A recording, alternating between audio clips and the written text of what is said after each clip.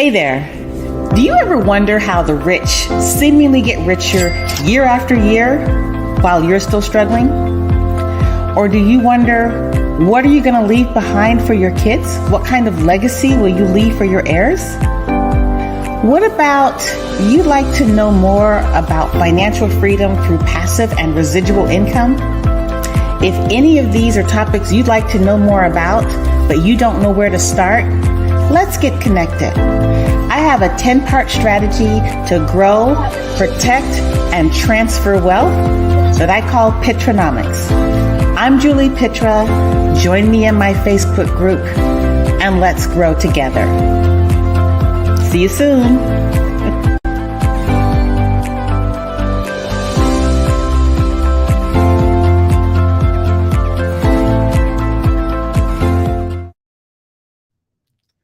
Hey everybody, it's Julie Pitra. How you doing? Today is my intermittent Wednesday investor corner, and we're going to talk about insurance for investing, but not just any old kind of investing. We're going to talk about owner finance and subject to transactions and what's the best investment strategy for that. And today I have Kim Stallings of Heritage Risk Advisors. Little short story. When I was trying to do my first owner finance deal, the insurance agent that I was working with almost tanked it. And Kim Stallings was recommended to me, and she helped save the deal. She is the owner, founder, and awesome insurance knower of all things at Heritage Risk Advisors. And she's going to come to stage. I'm really excited for her to share her knowledge. Make sure you have your questions. And Kim, hey, how's it going, girl? Going real good. So thank you for taking the time to join us. And I have a little visual presentation that I'll bring up, but I want to make sure that first, everybody understands what is a subject to transaction. So let's say, for example, I'm in a house that I don't want, and I have a mortgage with either an attractive rate or an attractive balance.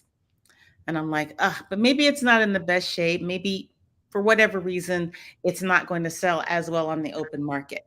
That's when bringing in creative financing comes into place. And I might have someone that says, hey, I'll buy your house. I'll keep in place your mortgage.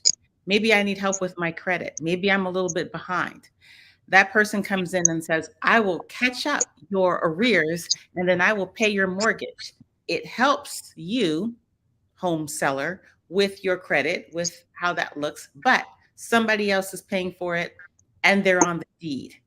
Sounds tricky. We'll find out a little bit more about that later. So that's buying it subject to the existing mortgage. And you have to be, let's say, careful with that because you don't want to cause that underlying mortgage lender to get real nervous and accelerate the note, which means it's all due and payable. Every mortgage clause has some kind of acceleration, or every mortgage agreement has some kind of acceleration clause. So you want to make sure you're careful about that. Now, owner financing it, it can be two possible ways. Maybe I own a property and I don't owe anything on it. And so I sell it to somebody else. But instead of getting all the money at once, I get basically a note. I become the lender on a property I used to own. And then the same thing with the subject to, let's say somebody buys mine and I have an existing loan, but then they sell it to somebody else. So they've wrapped an owner finance mortgage around an underlying mortgage. I hope I said that clearly. Did I miss any steps there, Kim? I don't think so. I think that's pretty good. Okay, so when you're doing transactions like that, you need an insurance agent that knows what they're doing and can package that without tripping any of the, I guess, the red flags for all the underlying mortgage. And you also want to use a loan servicer. We'll come back to that another day, but you really want to make sure you're using a qualified and experienced investor-minded insurance agent. So Kim, would you like to take a couple things with that? Share a little bit about you and what you do, and I'm going to put my glasses on so I can see. There you go. Yeah. So happy to be here, Julie. I love you. I'm glad that we met all those years ago, fixing a deal. Yeah, there's a lot of misinformation about how insurance is supposed to be handled on both of these types of transactions. And if I could take a minute to kind of explain from an insurance Please. perspective what goes on there. The thing that everybody is worried about happening is triggering a due on sale clause. Okay, that's the common nomenclature for what that is in most of these mortgage agreements.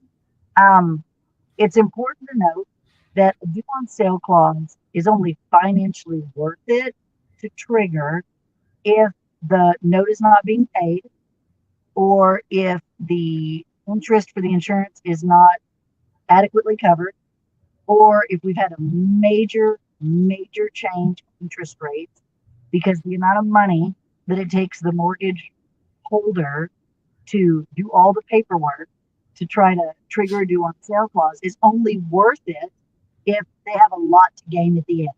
Okay, so that's number one. Number two, uh, the due on sale clause can be triggered for a whole A bunch of number of things. Yes. Mhm. different. But for the most part, lenders aren't going to go through the time, the hassle, and the expense to do it unless there's a really big upside for them. Okay, or unless they're in danger for some reason. So where do we come in there? Insurance comes in for keeping you out of that danger zone. All right, but there's a right way to do it and a wrong way to do it. Okay, I think it's also important to note that these types of transactions are not legal in every state because state to state there are different financial laws and financial regulations. And so if you're operating in a state where signing a contract or a sub to or a wrap is not legal in that state, and the insurance carrier is domiciled in that state, which basically just means like that's where they house their legal effects for doing the lawsuits and claims and things like that, then that insurance carrier won't recognize or write a wrap, a sub to, or an assignment of contract. Okay. So if you've had an insurance agent tell you uh, the way to do it is to just both of you carry homeowners policies, or the way to do it is for you to carry a landlord policy and them to carry a renter's policy, or that all of that is wrong. But maybe that's the only way they can do it, working for the insurance company that they work for, because perhaps the arrangement is not legal within the confines of the company that they work for. That Right. doesn't get it done. That just means they can't do it. All right. So there's a lot of misinformation about how to write these kinds of transactions properly, and they're really easy and clear. So I wanted to kind of disclaimer all of that at the very beginning of the conversation. Does anybody have any Right. questions about this? By the way, if you do have questions, please put them in the private chat. We do have someone kind of helping us watch that. And if you're on Facebook or YouTube, let me know about that. Oh, and thank you for putting that out there because I completely forgot to add those destinations. Um, so one of the things that Kim touched on is that it's not legal in every state. And a lot of people who don't know better will think, well, that's an illegal thing to do to wrap a mortgage. But it's not necessarily illegal, but you could trigger some of the mechanisms within the contract of that mortgage agreement between the borrower and the lender. So keep in mind there's legal, which you can't do in the state or maybe in the country, and then contractually uh, inappropriate or causing a default that people need to be really clear about what is in your contract. I run into this all the time with tenants. They're saying it's not legal for you to do this. And I was like, you really need to read your contract. Everything is about reading and understanding your contract and knowing what happens in the event certain actions are or are not taken. So read your contracts. Now, back to what we're talking about here. Kim, I'm going to bring up a little document there. So first of all, gets to show my logo again, and I get to write on it. So I'm going to do first a little test. Yep, there it is. So you guys are going to see me get to scribble tonight. I'm so happy didn't get to scribble last time. But if we could go to the next page, please. Let's skip that part. It talks about Pitranomics. Basically, It's a 10-part strategy to grow, protect, and transfer wealth. And the Wednesday's Investors Corner, and look at me waving this, is all about using real estate investing to build wealth that grows, is protected, and can be transferred.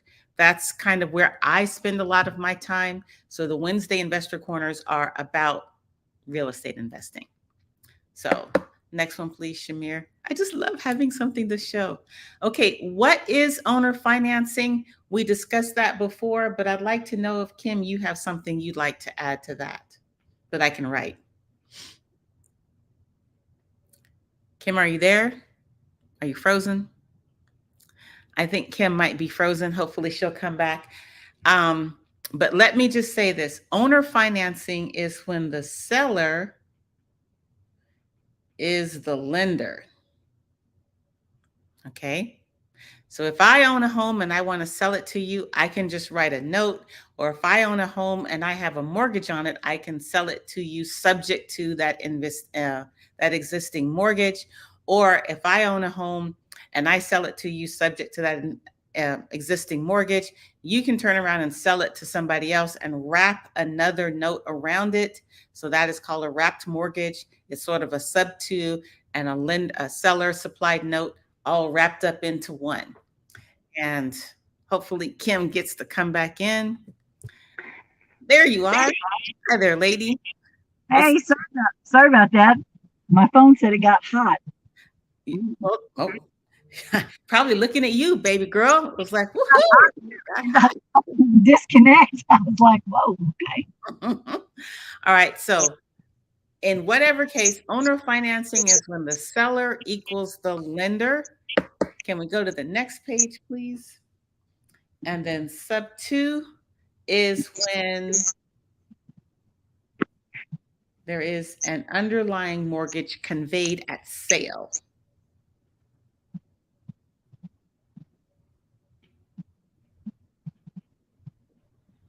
Kim, do you want to talk maybe a little bit about the different deeds that people get based on what these are? The different deeds? Deeds, type of deeds. So, what was that? That's your phone. Okay. So if you buy a house, generally speaking, in the state of Texas, and we're going to focus on the state of Texas because that's where I know, and this is not legal advice. I'm not advising you to do this, but this is a strategy that people use and have done so successfully. So if you go and you buy a house, hopefully you're getting a warranty deed, which means you have the purest form of title.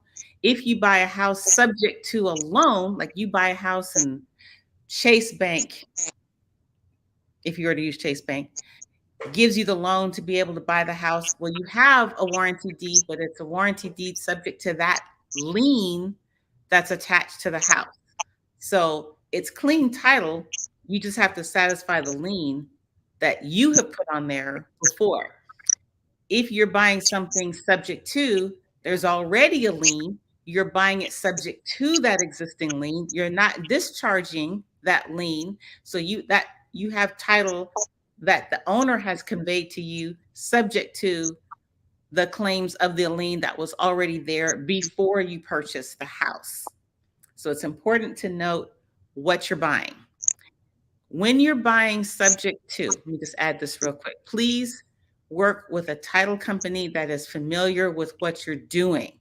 Don't try to just go off and do this on your own, especially if you're new, because there might be other liens on that house other than the mortgage you're hoping to assume. But when you buy the house subject to that first lien and you don't properly get it vetted from title, you're buying it subject to any possible lien there may be attached to the house, which might make it less than value for you. So underlying mortgage that conveys, why is my line not working? My drawing tool stopped. I hate it when that happens. Oh, well, there's an underlying mortgage that conveys with the sale. And I miss being able to write. It was working here for a minute. Sad. Okay, we'll just keep going. So anyway, when it comes time to buy your property, it's not as simple as I'm the owner and there's a mortgagee. It gets a little tricky. Kim, can you talk about that? Yeah, I mean, properties can have more than one lender on and or liens, okay, in these positions. And so I had a client that was referred to me that was from out of state, and that's fine. And is this the example you're kind of leading towards? Mm-hmm. Yeah. Probably. Let's keep going. She reached out. She was under the impression that her person that she owner financed the house to was just a tenant because they didn't get the deed. And I said, well, they should have the deed because you should have sold them that, you know, subject to the lien being paid off on whatever mortgage you put out there for them. And she went round and round and she said, well, no, they don't own it until they pay it off. And I said, well, yeah, technically they don't own it outright until they pay it off. But in the meantime, they are acting as the owner. You are the lender. You are the note holder. You are the lien holder.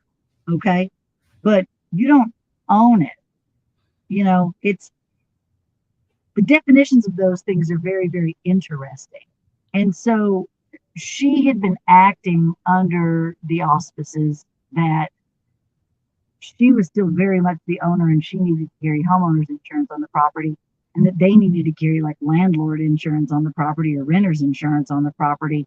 And I said, no, you should have conveyed the deed, for the appraisal district, because when you look that person up on the appraisal district, it should say, Joe Smith or whoever bought the house, Mm-hmm. not your entity.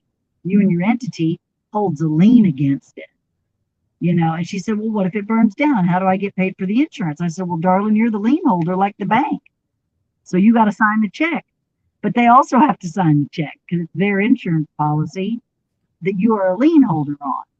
And that was, I guess, maybe not the way that she learned how those deals got put together. Mm.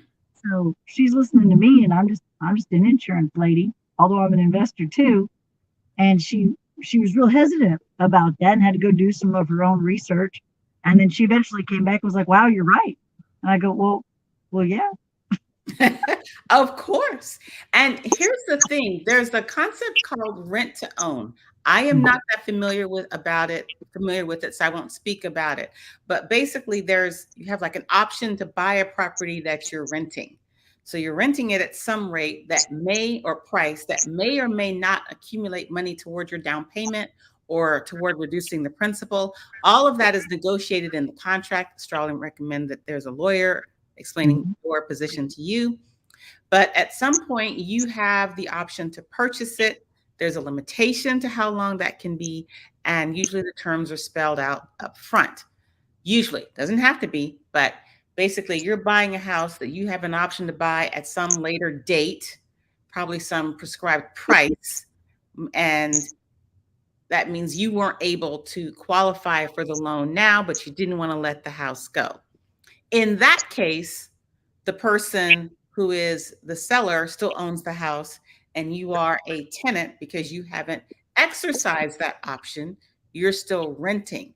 But once you exercise that option, especially if it's now an owner finance deal, everybody sort of switches places. The person that used to be the tenant becomes the owner. The person that used to be the owner becomes the lender, and both have interests to protect and liabilities to insure against, etc. So it's really not any different than a normal person that buys a house with a loan. It's just with a little twist, I would And, say. A little and I twist. asked if that was her situation, and she said no. And Mm-hmm. I, well, then this is a straight up owner finance. Straight up owner finance. Their name should be recorded on the deed at whatever county you're in, so that if somebody were to look them up, it would be theirs, their issue, their problem. They pay the taxes on it, whether it's or not. It's theirs, and you just have a lien against it until they finish paying it off. That's how it works. So she had to do a little restructuring on a number of her properties. But I'm glad we had that talk because she was doing that deal wrong. Exactly. And then one thing that Kim mentioned is that that deed showing you are the buyer of an owner finance property needs to be recorded in the county where the property is located. I have heard of these deeds not being recorded in the right county. So that's a bad thing. And I've heard of people doing owner finance deals where they are not recorded, or sub two deals where they are not recorded. Here's the thing: if you have a lien position on a property, in order to protect it, you have to declare to all and sundry that you have this interest. And how you do that is in recording your interest, your lien, in the correct county where the property is. Because when it comes time to either add additional liens to it or sell the property, title is going to do a search, or the title company, I guess the plant, will do a search in the county where the property is located. And if your lien hasn't been recorded in that property, you could be in some trouble. Now, it doesn't mean you're absolutely not into trouble, but I have run into some deals where there were liens I knew existed, but for some reason they weren't showing up on the title commitment, but it turns out they were recorded in the wrong county. Or even more likely, the incorrect legal description was on the deed. So when it comes to doing these types of transactions, one must be diligent about not only the insurance, but your deeds, how it was conveyed, what is conveyed, and is it recorded? So now you go to the insurance situation. Your insurance company, keep in mind, can see public records as well, right, Kim? If they care to look them up, they can see who is the owner of record and who is the lien holder. So what do insurance companies care more about, the lien holder or the owner, Kim, or both? Well, they care that it's correct because insurance is a contract. I don't think people realize it, but insurance is a contract to mitigate risk. The whole point of having insurance is to say, I am giving you this money, and you don't want to take on. Just keep calling me. I love them. They got to hang up. For this money, you're ensuring that if something happens, you're going to be there to bail me out. Okay. And so that's a financial contract. People don't think of it like that, but read your policy. It 100% is. Okay. So everybody needs to be represented honestly and truthfully in the contract. And so does the property itself. So your little agent quoting you is just going to take whatever information you give them and they're going to whip up the quote. And then they don't care. They're moving on to the next deal. Okay. But when the insurance carrier gets it, they audit it. And when they audit it, they might drive by and take pictures to make sure that, hey, it's a 1-story house instead of a 2. Hey, it's got a brick exterior instead of siding. Hey, it is in this zip code or it's not. Hey, it has a trampoline or a pool or it doesn't. But they also, it's there. There's a house there. know that the address is right. Okay. But they're also going to look at the appraisal district and make sure that the right ownership name is on there. Now, they don't do that in the first week that you have the policy. Sometimes it takes 30, 60, 90 days, 120 days, 180 days, depending how backed up they are. But if they get in there and they see that some information has been misrepresented on the contract, they'll cancel your policy. Yep. Does that mean they give you a refund too? Sometimes, depending on what kind of policy it is. Yeah. Sometimes not. The issue here is if you have a claim and you have not been honest and truthful in your contract, and the claim gets denied, because that's when they really put the microscope. If they haven't audited it yet, they damn sure audit it when the claim comes in. And where I get most of my phone calls is somebody in a wrap or a sub 2 or an assignment of contract deal, and they've had a claim, the claim's not getting paid, and then their insurance gets canceled. And here they are with a half burned down house or blown down house or flooded out house, and they don't understand. They're totally clueless because they didn't write the contract the right way from the beginning, probably because of bad information or just ignorance about how it works. So that's what we're going to fix here. There's only one way to do it, and that's the right way. That's the right way. You guys know the right way to do it, and there is no alternative. If you don't do it this way, or if your agent says you don't have to do it like that, they're wrong. Or maybe the company they're putting you with doesn't do it. So they're trying to wiggle it in differently. There's only one way to do it. So, You so we, know, it's interesting if you have an insurance agent that knows you're an investor and asks you, is this a sub two or is this an owner finance? Could this possibly be a wrap mortgage? If your agent is proactive that way, maybe they know what they're doing. If you tell them, hey, this is a subject to purchase, and they're like, huh, what's that? There's a high degree of probability that's not the insurance agent you should be talking to. So let's go to the page that says areas to be aware of when you are getting this kind of lending. And one thing you told me, Kim, is you said, I think the number was, I may be wrong, 80% of flood claims are not in a flood zone or something like that. yeah. So if we're going to talk about strictly owner finance deals right now, if we're talking about deals where you are holding yourself out as the lender, okay? A lot of lenders, and these are big lenders, okay? We'll talk about Chase and the VA and FHA and all that good stuff, okay?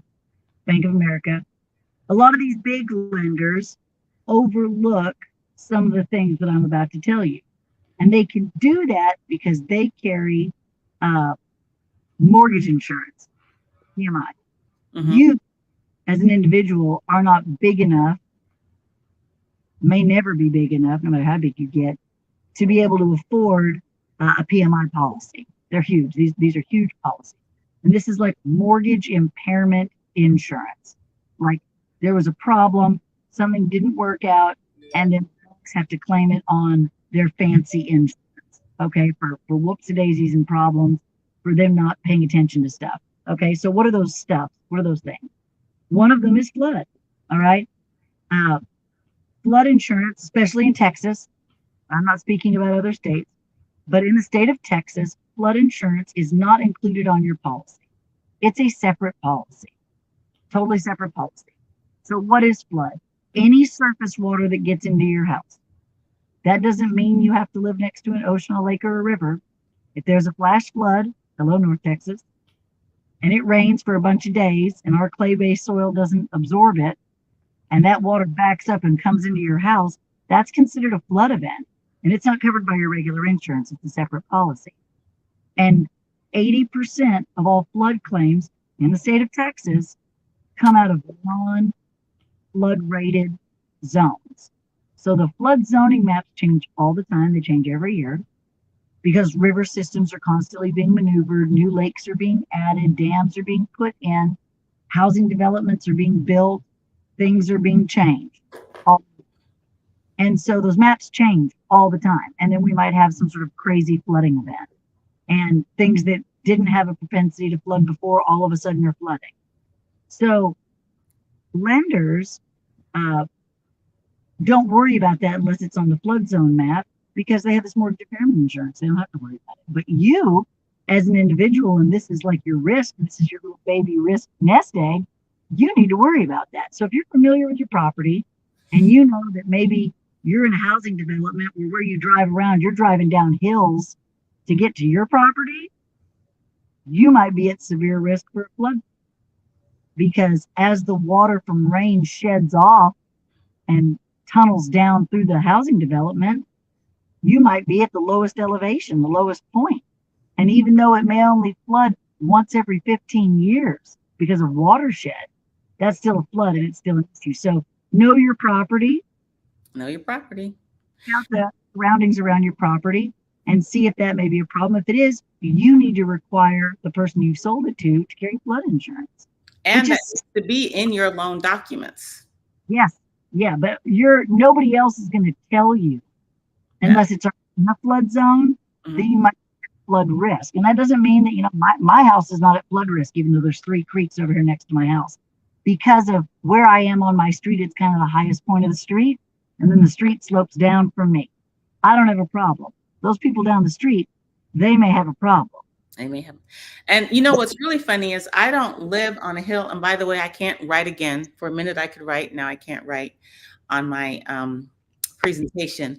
But I live in a house where the house next door has a retaining wall where all the overflow comes into my yard. So I'm not on a hill. But luckily, when we bought the house back in 2006, there had been a lot of rain. So I noticed that big pile of water.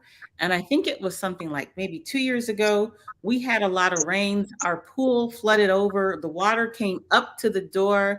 My husband and a friend of mine, actually, David, they were out there in the storm brushing the water away. And I was like, it's so cool to have men around to do that. And that's kind of an insurance right there. But they didn't want the water to come into a house. I don't live in a flood zone.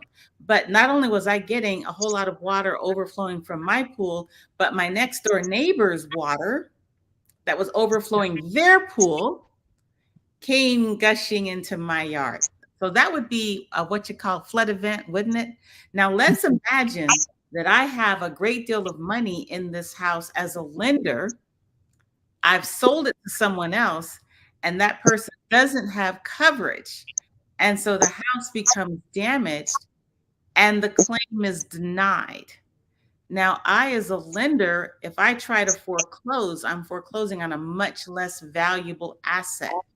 This is why your insurance agent has to know how to protect you, not just the property, but protect you as the lender in case of a casualty that diminishes the value of the property. So now you can't recoup if you need to.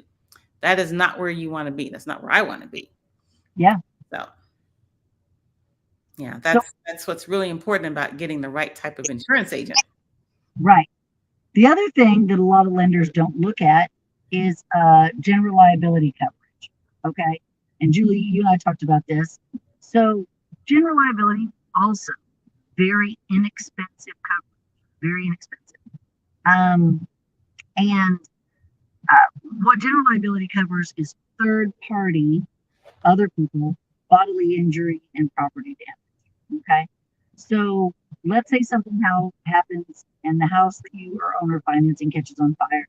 And because of trees or whatever, it catches the next door neighbor house on fire. Okay. The next door neighbor's insurance is going to subrogate against your client's insurance for the general liability to help fix their house because it was your client's house that caught their house on fire and third party damaged their property. The third party issues are people jumping off of roofs into swimming pools, dumb kids, trampolines, deaths in swimming pools, animal bites, rodent harborages that cause diseases and things in other people's houses, meth labs exploding. All these kind of things can create. Look, I'll say it because it happens. Once you've seen a claim for it, you can't not unsee it. So can't unsee that. You got to got to prepare for that. And keep in mind, where are people doing owner finance deals these days? They're doing it a lot in areas where maybe having a meth lab in the house is not the most unlikely thing in the world. So know your market where you're lending. There's a lot of that.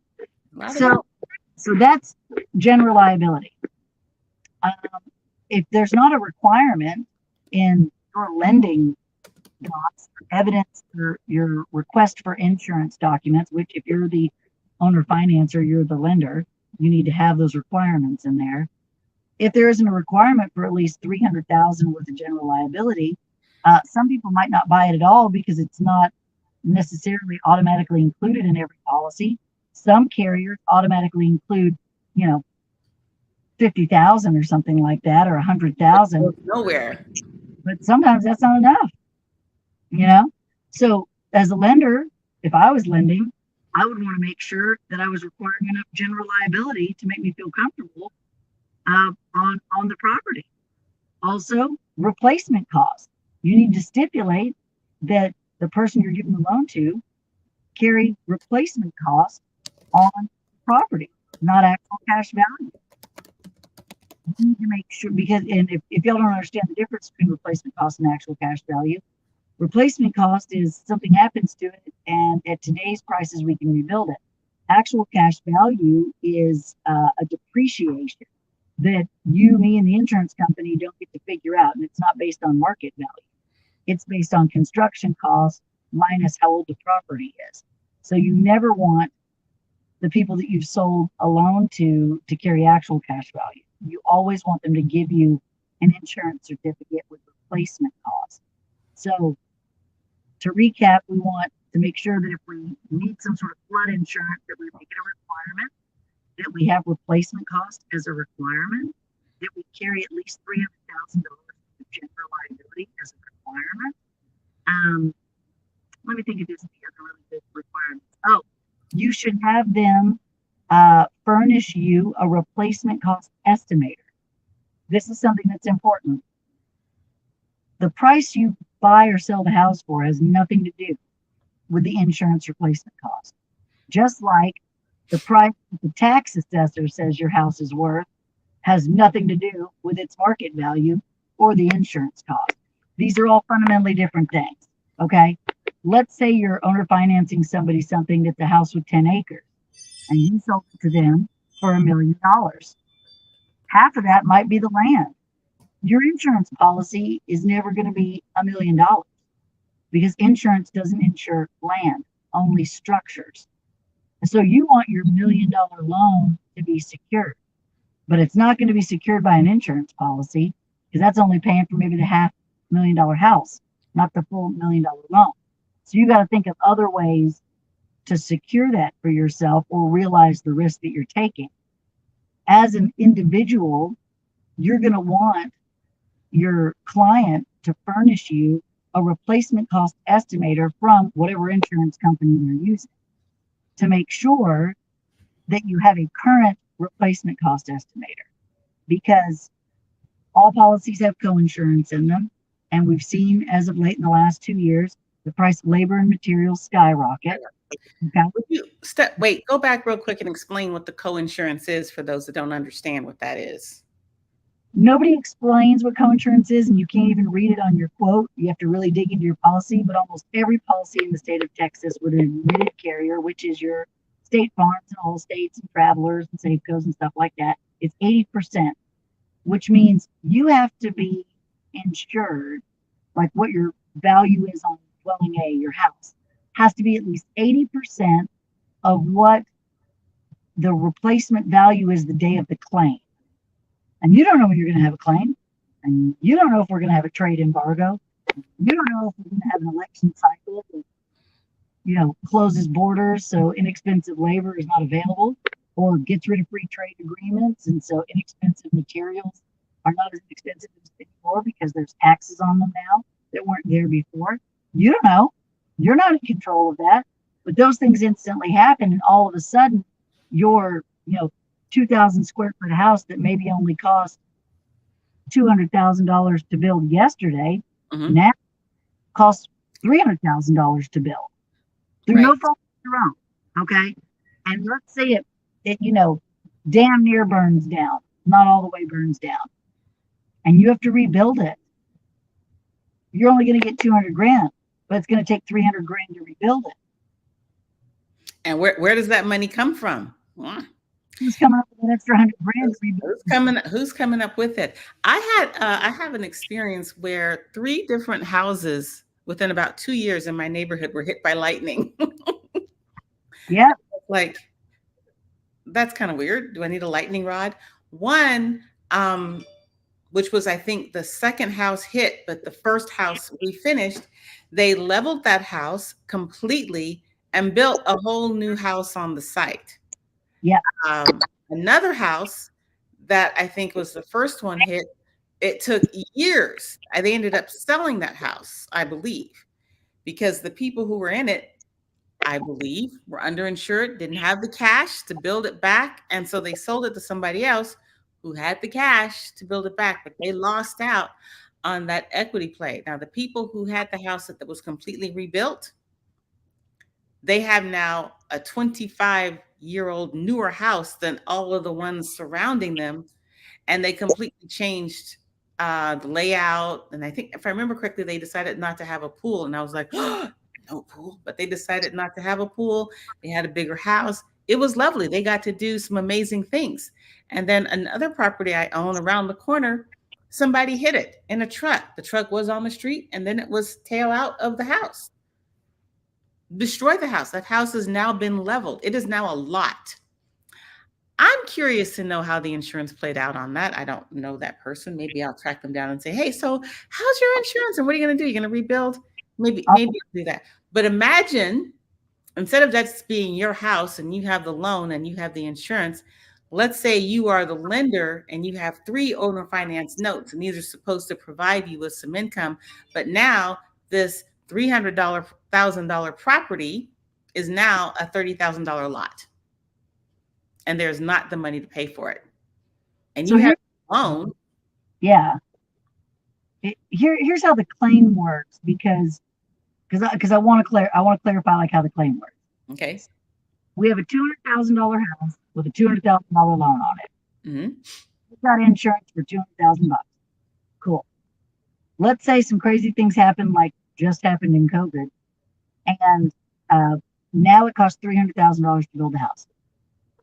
If a fire or a tornado comes through and burns it to the ground and blows it away, and it's a total loss, the insurance company is going to cut you a check with no, like probably not a deductible or anything, for the $200,000. Be like, it's total loss. Here's your check. Okay, cool. You get paid back, and the little humans that you sold it to, they got to figure out another place to live and start over. Okay, there's no money for them if they haven't paid enough for the loan off.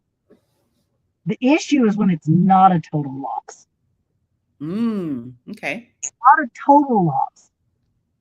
Now they come in and say, okay, your house at new construction cost is going to cost, $260,000 to rebuild, but you're only insured for $200,000. So you're not insured to at least 80% of that value, because 80% of 260, and I don't have my calculator in front of me, I don't have a pen and paper, but you have to be at least 80% insured, or 90%, or 100%, depending on your policy, but most are 80% insured to whatever today's replacement cost value is, based on construction materials, labor, to put the same footprint back you had. And if you're not, you get a penalty. There's a fancy mathematical formula, which ends up acting as another deductible, your penalty for not being insured to at least 80% of that reconstruction value.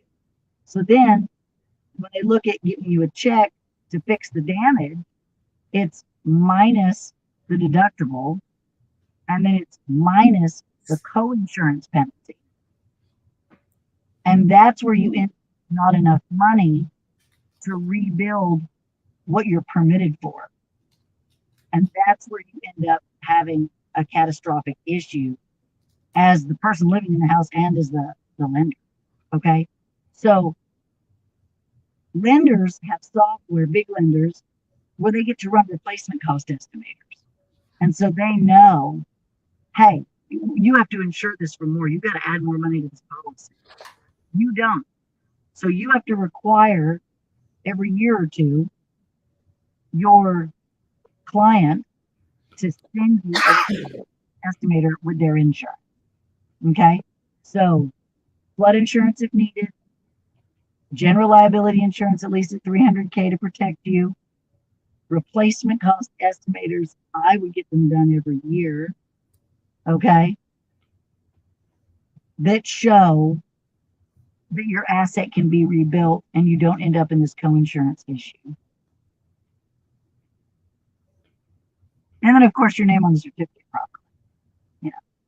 So, because what you don't want is that borrower to be able to get that insurance check and just cash it without you making sure that they're taking care of the repairs. They don't get to sign it. If there's a lien, if there's an additional interest, a lender on the check, on the policy, it's a two-party issued check. Mm-hmm. The lender has to sign, and the owner of the policy has to sign, the named insured. So you got to make sure your name is represented properly on there, because you need to be signing that check so that you know what's happening with the asset that you have a loan on, that you've made a lien on, you know, to these people. So that's some of the tips and tricks of being an owner financer that a lot of people I don't think pay attention to, that that can, nobody has a crystal ball, but they can really get you in some hot water, you know. And so keep in mind, and I just want to make this point, there are things that you as a so-called normal homeowner are kind of covered on, but when you start layering on these different aspects of the owner finance and the sub two, you want to make sure that whatever bucket you're holding on to as that investor, you're covered in your bucket. So your financial note is covered in the event of a casualty on the house. A homeowner just wants to make sure their home can be rebuilt or restored in the event of a casualty. You want to make sure your note is protected in the event of a casualty and to make sure the home is restored. So there's an extra layer. It's kind of like watching The Big Short and coming up with all of these interesting financial uh, what is it, products. You have to make sure that when you go into it from an investing perspective, you protect yourself. So looks like I have my bad handwriting back up. So to recap, it's very likely to have flood damage on a house that's not in a flood zone. So you as an owner finance lender should probably be proactive enough to make sure that that's required on your home. Is that correct? Sorry, on the home that your note is surrounding.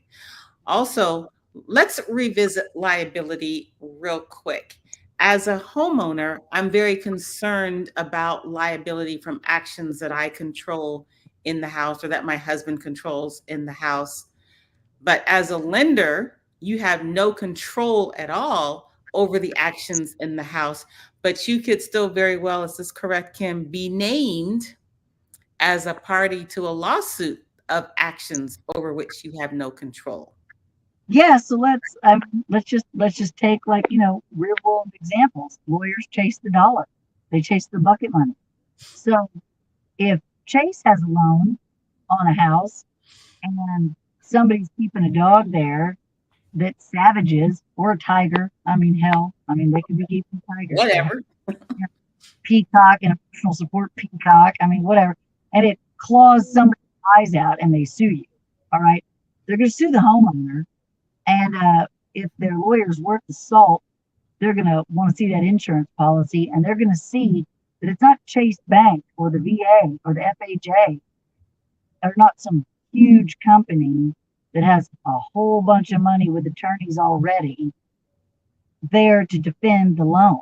They're going to see it's whatever your LLC is, whatever your trust, okay? And they're going to name you in that lawsuit too.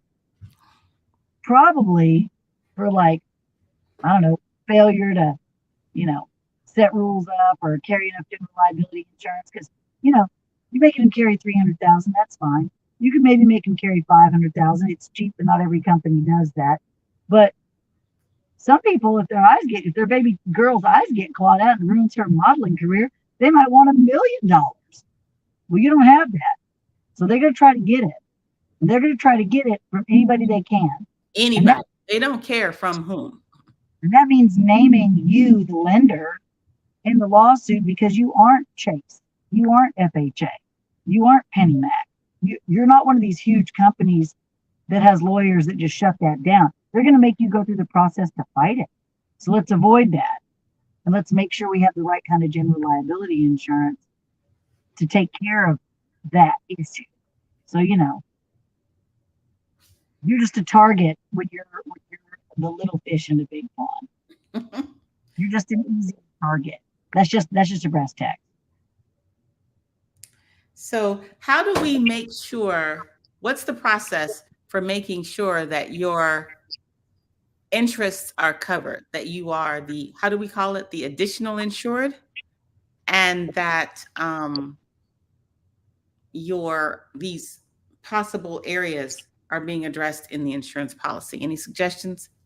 Yeah, so real clear cut on our finance. If there's only one lender, you, okay, to one homeowner, Joe Smith.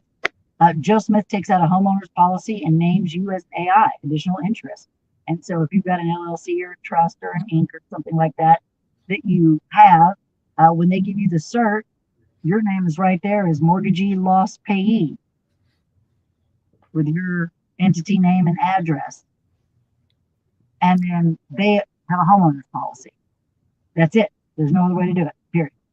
And that's why if you as a homeowner have a loan servicer that changes or anything changes about your loan and you start getting these demanding letters saying update your mortgagee clause and you're like, I don't know what that means. It's not important. It's real important because they will place insurance on your property that suits their needs if you don't make sure they know that there is insurance a policy that suits their needs. So here's another thing. Where do we get this information if you're starting out as a newbie owner investor or newbie buying sub two? Where can you get the information if that underlying person who owns the property isn't coming to someone like you to write the insurance? How can I, as that investor, protect myself? Well, I think we've dipped from owner finance over into wraps and subject to. Wraps and sub twos, yes. Owner finance, very clear cut. One loan, the loan that you are making as the lender to one homeowner. Okay. Mm-hmm. Two parties involved, clear cut, done. Okay. Very easy. You're the lender, you're the mortgagee loss payee. Your entity or whatever is named as the mortgagee loss payee. If your person that you sold the loan to cancels the insurance or doesn't pay for it, you get notified via writing in a letter because you are the loss paid mortgagee interest. Okay. And that's your piece of the contract that you got to hold on to. You should get a new one every year. And make sure to get a replacement cost estimator with it every year. That's a two-party transaction. Super clear, super easy. Where we start to get silly, a little bit silly or complicated, is when we start to dip into wraps of any kind and subject tos or assignments of contract of any kind. Mm-hmm. Okay. So now we've moved away from just your finance into a more layered financial transaction. Still only one way to do it. So, do not deviate. Do not deviate. Not deviate. And I don't have a drawing board behind me. I was trying to get up to my office, but I had to nurse my baby and that didn't work out for me to get over there so I could draw on something to maybe make this easier. But follow me and maybe Julie can draw and maybe we can make this make sense with an example. Okay. So we're going to say that Julie Pitra has a mortgage with Chase Bank and Julie Pitra needs to sell her house to somebody else. Okay. But that mortgage needs to be wrapped around or assigned or subject to another function. Okay. So Joe Smith is still our ultimate homeowner way down this line here. Okay. But Joe Smith has bought a wraparound mortgage or a sub two from me. And I've made him another mortgage or whatever. And I've got the assignment from Julie at Chase. Okay. So maybe we can make this more clear. We got a house, 123 Amherst Street, and it has a primary loan from Chase in Julie Pitra's name. And I am buying that subject to her existing, and I'm wrapping around an owner finance note or another loan or whatever, and selling this house to Joe Smith. This is a super common transaction. Okay. Hopefully everybody, Julie, am I making it make sense like how this works?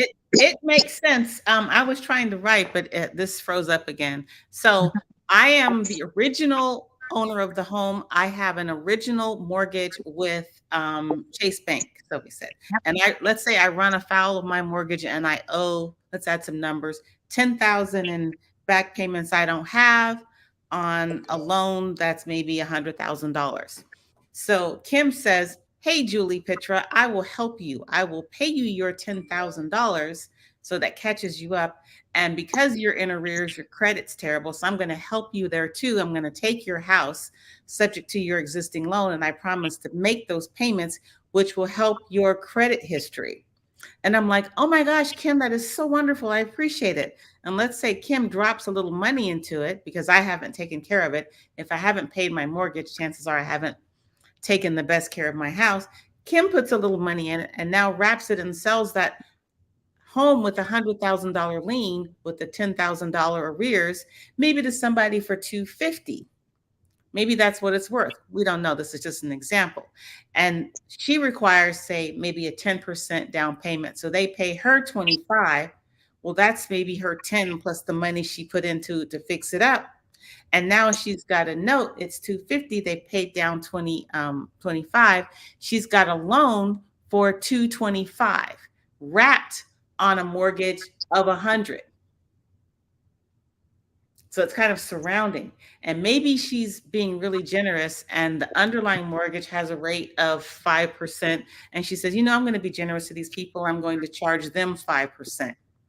Well, her money, Kim's money, comes in on the 5% on the 225 note, less the 5% on the $100,000 note. That's her profit.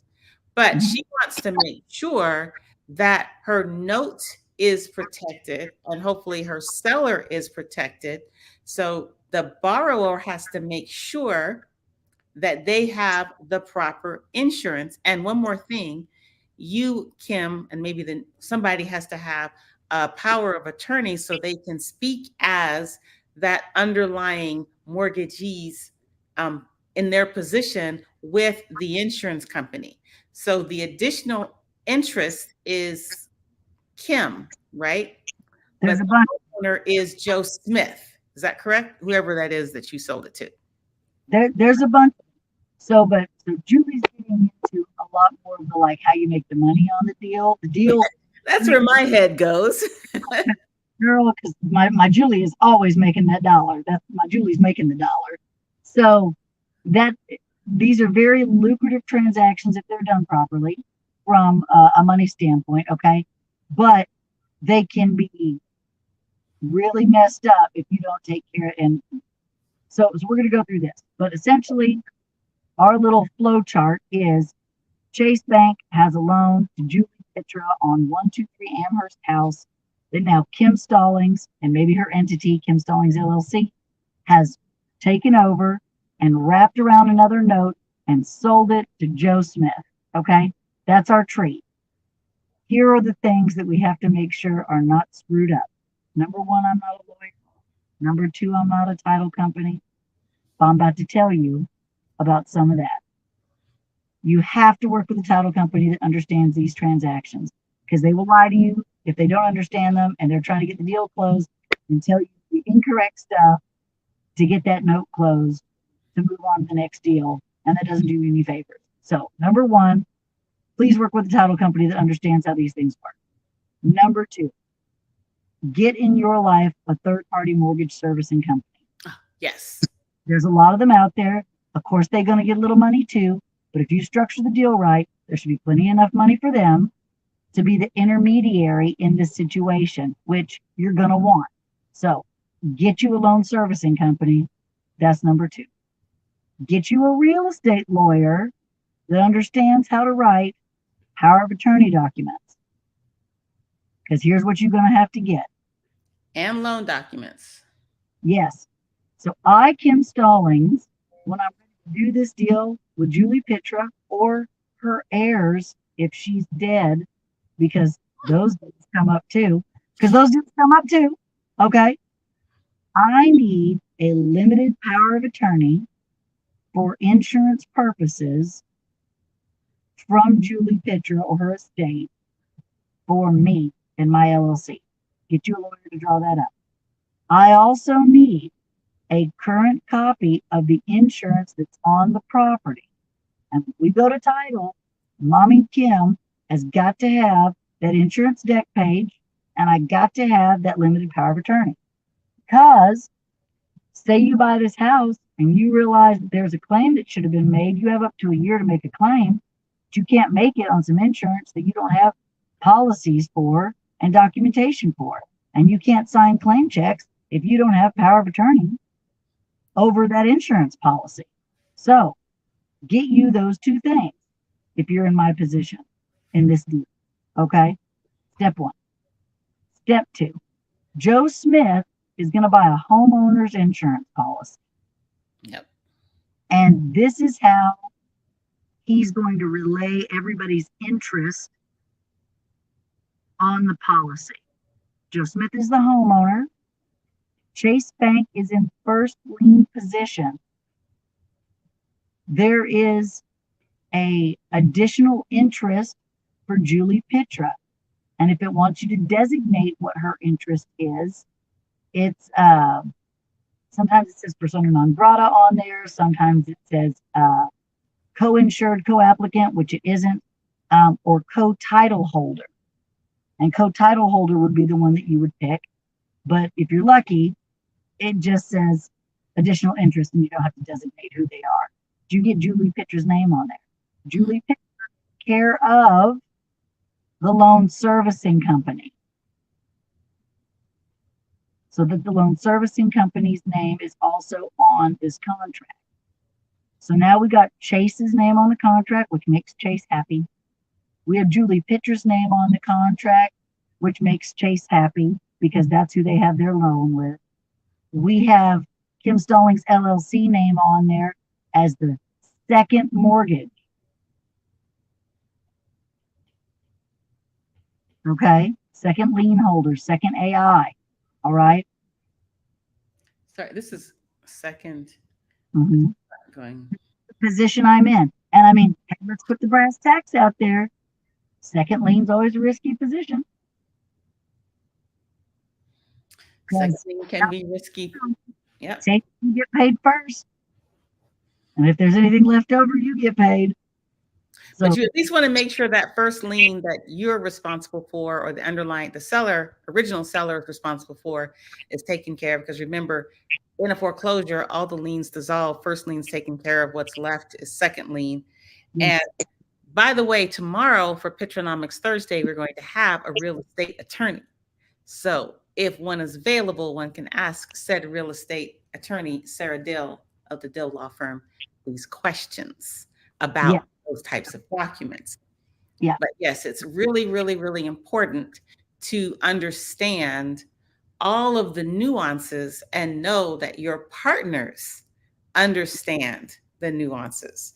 So when I say that my very first owner financing deal was about to tank, it was because, and I don't even remember who that insurance company was, but I was called, the recommendation was to go to Kim Stallings. And I called her and I was like, hey, you don't know me, but so-and-so recommended you, and I need help so this deal doesn't implode. And she delivered. Now, the one thing I want to make sure I put out there, because it's already past 5, is that even though you might want to work with Kim Stallings, as knowledgeable as she is, you're not going to be able to dictate who your borrower uses as an insurance writer. But you still want to get the information and have some access to the right way of doing things. So maybe you consult with someone like Kim Stallings who knows about this, who can help you help that other insurance agent not muck it up. Kim, you're down for something like that, right? So if you can't, put your information in the chat and we'll post it in the comments as well. Instead of saying, oh my gosh, what do I do? Because I can't use someone like Kim Stallings on the insurance. My words are all messed up today, sorry. But what you can say is, Kim, I need to consult with you so I understand what it is I'm looking for, what I need to be on the lookout for, what I need to caution my underlying borrower to do, what I need to caution my wrapped borrower to do, et cetera, et cetera. Help me understand what I'm supposed to do. And you can talk to her about that. Because information is the commodity here you want to make sure you have. Yes. Yes. So it's real easy because there's only one way to do it. But people like to get creative and act like that's not the one way to do it. But it Or tell you that you can't do it. And then they try to do something else bizarre and mess everything up. yes, yes. So again, in our example, Chase Bank is first lien mortgagee additional interest. Julie Pitra is a co-title holder or a different type of AI additional interest, care of a loan servicing party, so that everybody's name is on there. Second lien position is going to be Kim Stallings LLC, and or if I had to take out a loan to get it done myself, that other loan. Okay. And then the homeowner is Joe Smith. So let's say it burns down. Chase has to sign. Kim Stallings LLC signs on behalf of Julie Pitra because she has a power of attorney for it, and signs on behalf of herself because she's the second mortgagee. And then Joe Smith signs. And then if it's a total loss and people just get paid out, Chase paid and extinguished, which gets rid of Julie Pitra's problem. And then Kim Stallings LLC gets paid, which gets rid of her loan with Joe Smith. And if there's any pennies left over, Joe Smith gets some dollars to go do something different. Yep. And that's how you do that.